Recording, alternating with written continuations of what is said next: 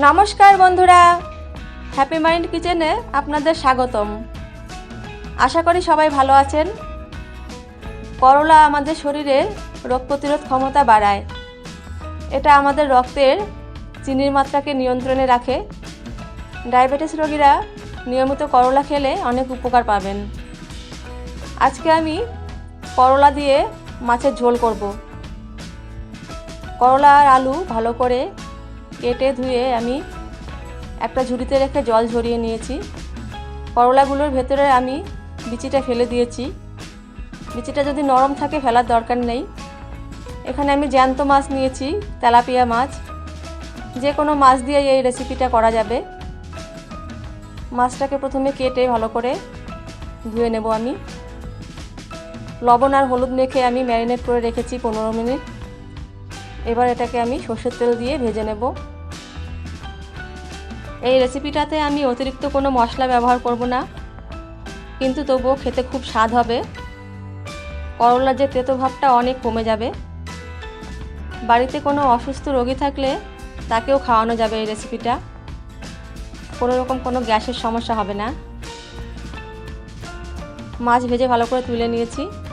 এবার ফোড়নে আমি সর্ষে আর শুকনো লঙ্কা দিলাম। একটা হাতা দিয়ে সর্ষেগুলো এরকম করে ভেঙে দিতে হবে, একটু চেপে চেপে। এবার এর মধ্যে আমি করলা আর আলু দিয়ে দিলাম। ভালো করে কষিয়ে নেব। মৌসুমি সবজি হলেও করলা এখন সারা বছরই কিনতে পাওয়া যায় বাজারে।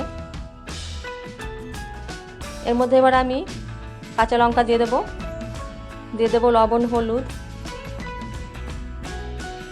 ভালো করে কষিয়ে নেব। এটা একটু ভালো করে ধৈর্য ধরে কষাতে হবে, অনেকক্ষণ ধরে, যতক্ষণ পর্যন্ত এটার গায়ে একটু হালকা দাগ দাগ ভাব না হবে। বন্ধুরা, আপনারা যারা এই চ্যানেলটি এখনও সাবস্ক্রাইব করেননি, প্লিজ সাবস্ক্রাইব করে দেবেন। আমার কষানো হয়ে এসছে। এবার এর মধ্যে আমি মাছ দিয়ে দেব।